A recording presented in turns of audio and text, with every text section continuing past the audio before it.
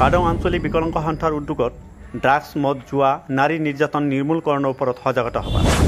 বৰপেটা জিলাৰ কাদং আঞ্চলিক বিকলাঙ্গ সন্থাৰ উদ্যোগত 1 ছেপ্টেম্বৰত বিকলাঙ্গ সন্থাৰ কাৰ্যালয় প্ৰাংগণত ড্ৰাগছ মদ জুৱা আৰু নাৰী নিৰ্যাতন নিৰ্মূলকৰণৰ ওপৰত সজাগতা সভা অনুষ্ঠিত হয়।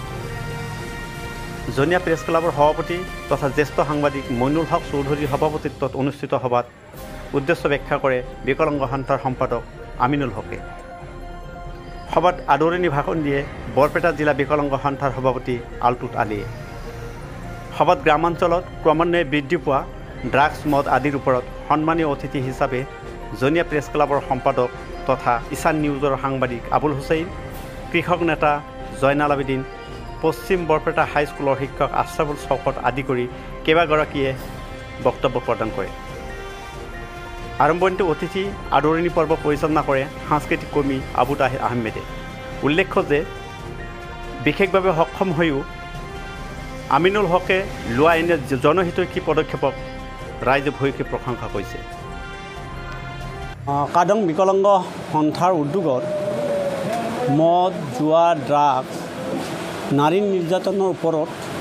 এটি সজাগতা সভা অনুষ্ঠিত হয় আৰু এই সজাগতা সভাৰ মই নিজে সভাপতি আসন গ্ৰহণ কৰিছিলোঁ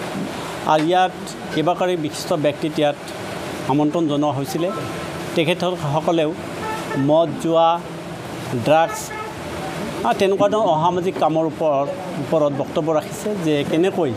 এই অসামাজিক কামবোৰ নিৰ্মূল কৰিব পৰা যায়, কেনেকৈ ইয়াৰ পৰা আমি পৰিত্ৰাণ পাব পাৰি, তাৰ ওপৰত যথেষ্ট গুৰুত্বপূৰ্ণ বক্তব্য ৰাখিছে। ইতিমধ্যে আমাৰ বক্তা হিচাপে আছিল কৃষক নেতা জয়নাল আবেদিন, জনীয়া প্ৰেছ ক্লাবৰ সম্পাদক আবুল হুছেইন, বৰপেটা জিলা বিকলাঙ্গ সন্থাৰ সভাপতি আলটুত আলী ডাঙৰীয়া, এনেকৈ কেইবাগৰাকী ব্যক্তিয়ে সজাগতা সভাৰ ওপৰত বক্তব্য ৰাখে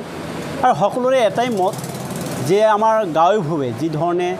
ড্ৰাগছ মদ বা নাৰী নিৰ্যাতন গা কৰি উঠিছে, ইয়াৰ পৰা পৰিত্ৰাণ পাবলৈ হ'লে আমি সজাগ হ'ব লাগিব। আৰু পুনতে আমি সজাগ হ'ব লাগিব পৰিয়ালবোৰে যে নিজৰ পৰিয়ালৰ মাজত তেনেকুৱা ধৰণৰ ড্ৰাগছ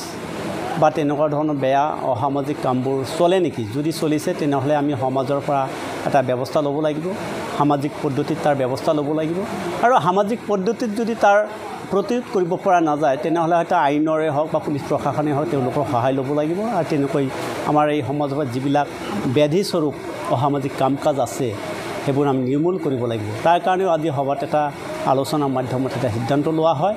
আৰু এই ক্ষেত্ৰত ইয়াত যিসকল সচেতন ব্যক্তি আহিছিল সকলোৱে সঁহাৰি জনাইছে যে হয়, সমাজত যিবোৰ অসামাজিক কাম কাজ চলি আছে বা ড্ৰাগছৰ দৰে এটা সামাজিক ব্যাধি চলি আছে বা কোনোবাই সেৱন কৰিছে বা ব্যৱসায় কৰিছে, এই ক্ষেত্ৰত আমি সকলোৱে সজাগ হৈ পেলাই যদি আমি আলোচনাৰ মাধ্যমত যদি সেইগৰাকী যদি মূল বাটলৈ আনিব পাৰোঁ এইটো ভাল কথা। যদি তেওঁ তেনেকুৱা ধৰণৰ যদি সমাজৰ ব্যক্তিসকললৈ সহমত প্ৰকাশ নকৰে তেনেহ'লে আমি আইনৰ আশ্ৰয় ল'ম বা পুলিচ প্ৰশাসনৰ আশ্ৰয় ল'ম আৰু তেওঁৰ বিৰুদ্ধে ব্যৱস্থা ল'ম। আৰু তেনেকুৱা ধৰণৰ আলোচনাবোৰ হৈছে আৰু অতি গুৰুত্বপূৰ্ণ আলোচনা হৈছে। ইয়াত যথেষ্ট ৰাইজ আছিল, সঁহাৰি জনাইছে। আশা কৰোঁ যে এই আলোচনা সভাৰ জৰিয়তে বা সজাগতা সভাৰ জৰিয়তে সমাজখনৰ যথেষ্ট উন্নতি হ'ব আৰু শেষত ইয়াৰ মূল উদ্যোক্তা আছিল আমিনুল হকক মই ধন্যবাদ জ্ঞাপন কৰিছোঁ যে এনেকুৱা ধৰণৰ এগৰাকী বিশেষভাৱে সক্ষম ব্যক্তি হৈও আজি এনেকুৱা ধৰণৰ সমাজৰ অসামাজিক কামৰ বিৰুদ্ধে সজাগতা সভা পাতিছিল। কিন্তু আমি এইখিনিতো ক'ব লাগিব যে সমাজত কিন্তু অনুষ্ঠান প্ৰতিষ্ঠান সংগঠন বহুত আছে, কিন্তু তেওঁলোকক কিন্তু এনেকুৱা ধৰণৰ এটা ভাল মেছেজ দিব পৰা এটা সজাগতামূলক সভা পতা দেখা নাই। আৰু কোনোবাই পাতিছে যদিও হয়তো অইন ঠাইত মাতিছে, কাদং পাতিছে না মই নাজানো, যদি পাতিছে ভাল কথা। কিন্তু আমিনুলে য'ত উদ্যোগ ল'ব পাৰে তাত আমি যিসকল শিক্ষিত মানুহ আছোঁ যে বিভিন্ন দল সংগঠনৰ মানুহ আছে তেওঁলোকে এনেকুৱা ধৰণৰ পদক্ষেপ ল'ব লাগে বুলি মই ভাবোঁ। কাদাং আঞ্চলিক বিকলাঙ্গ সন্থাৰ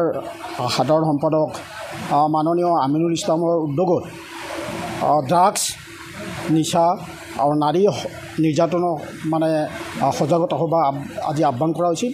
আৰু তেখেতৰ নিমন্ত্ৰণত আমি বৰপেটা জিলা বিষয়ববীয় আহি উপস্থিত হৈ আমি খুব আনন্দিত হৈছোঁ আৰু আমি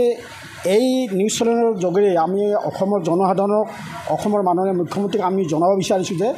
আমাৰ এই বিকলাংগ সন্থাই আজি যেনেকুৱা এটা উদ্যোগ লৈছে এনেকুৱা কৰি আমি সজাগ হ'লে নিচা বা আপোনাৰ ড্ৰাগছ মদ জুৱা নাৰী নিৰ্যাতন এইখিনি কেনেকৈ অসমৰ পৰা আমি আঁতৰাব পাৰোঁ এই চিন্তাৰে আজি আমি কাদং আঞ্চলিক বিকলাংগ সন্থাৰ কাৰ্যালয়ত আমি এইটো সজাগতা সভা আহ্বান কৰিছিলোঁ আৰু এই সজাগতা সভাৰ জৰিয়তে আমি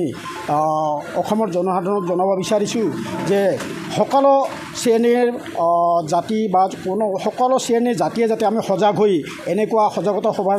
জৰিয়তে সকলো নিচা জাতীয় বা ড্ৰাগছ বা অপকৰ্ম আমি আঁতৰাব পাৰোঁ এইটোৱে আমি অসম চৰকাৰলৈ বা অসম জনসাধাৰণক আমি আহ্বান জনাইছোঁ।